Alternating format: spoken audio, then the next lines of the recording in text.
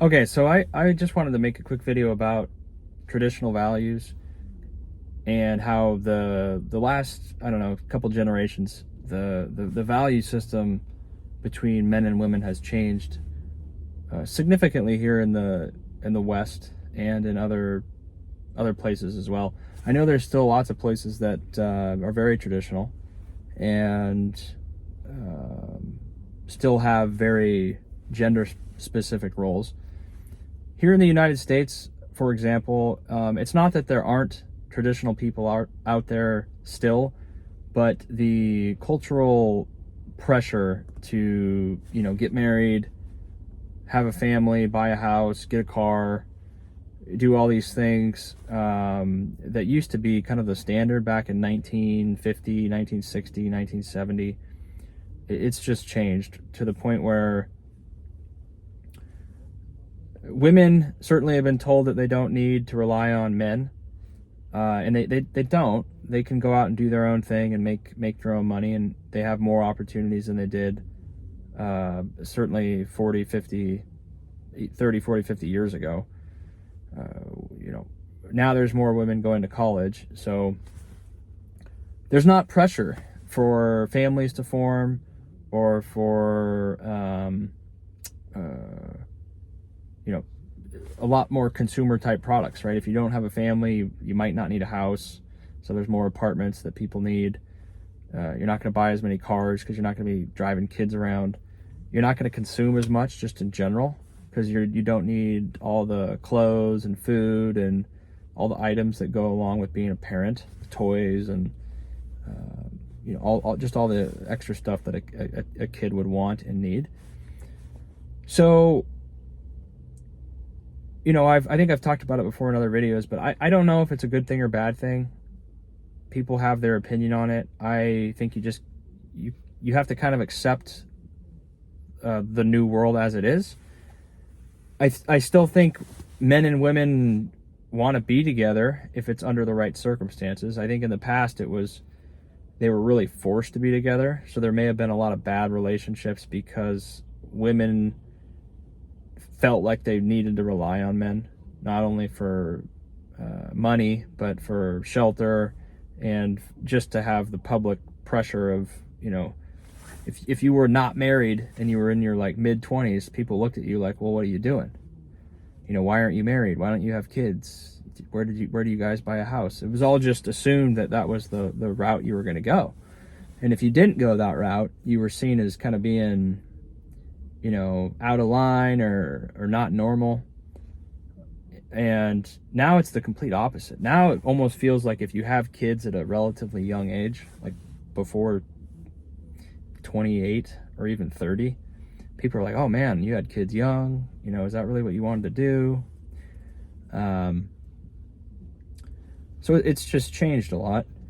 And I think really that can all be driven towards women not having to get married or basically match up with a man, which is good. They should have the right, just as men do, to live the life that they want. But the unfortunate part is now there's just less people in relationships in general, because if women aren't forced to really date seriously or get married at a younger age, a lot of them won't really do that, or they'll keep their options open, and they keep that behavior just becomes normal. So you get a little bit older, you're still not married, you don't have a partner, you don't have kids, and then maybe you get to be 30 or 35 and you realize maybe you did want that, and it may be a little bit too late for some of them to find that, especially if they really wanted like a higher type caliber guy to partner up with. They may have been able to attract that guy when they were like 20 or 25, but when they're 30 or 35, the circumstances have changed a little bit. And so I don't know. It's just the reality of the new world we're in. I think it's great that people have the freedom to make their own choices, but you have to wonder if there's less people kind of syncing up together and living together, and less families forming. That used to be the real motivation for I think American ingenuity, and for working and for achieving things, not just in America but other countries as well. It's a family, right? It's, hey, I know I have a wife at home, or we're part of a team, we have kids, we have things we need to pay for, might be a mortgage payment. You have a lot more reality in your life that's going to force you to perform and to go the extra mile. So without that, you wonder, like, are some people not going to try as hard? Are they going to kind of do the bare minimum?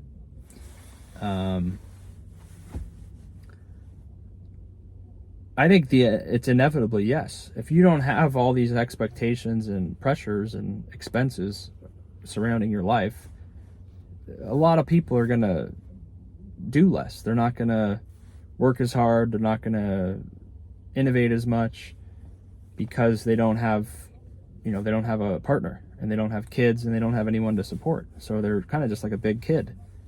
They need a little bit for themselves, but other than that, they don't need to spend all day working or all day training or learning new things, because at the end of the day, it's just them. They don't have mouths to feed, or a bunch of high expenses, or recurring monthly payments, other than just living somewhere. So I think that's a little worrisome, because without enough family units, of course, the next generation, probably less people, and potentially just less innovation, to the point where the society kind of stalls out or plateaus, and there's not a lot of new stuff going on. Now, technology just might make it easier for a lot of stuff, but without families and giving people a sense of purpose, you might have a little bit more of a problem in society, or just happiness in general. If you want to measure happiness, most people would probably say the thing that brings them the most happiness is their family or their kids. And if people don't have families and they don't have kids, then they might struggle to find a purpose, really struggle to dedicate themselves to something, which could just hurt the country in at large. You want to have people be motivated and give them something to work for and something to protect, and that system worked really well. I mean, in how the United States became such a great country, because it was, for your country, for your family, very traditional values.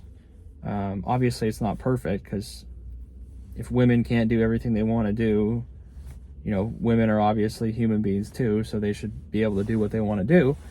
But at the same time, if men and women are treated as equal, and they're really not different, then there's probably lots of men that just won't be attracted to women because they're more masculine. And there's probably a lot of women that won't be attracted to guys because they're more feminine. And so there'll be less families, and potentially just less success within the country. Because you have to have that dynamic to have kids, to keep the future of the country going, to have good family structures, and really to keep people motivated. So I don't know.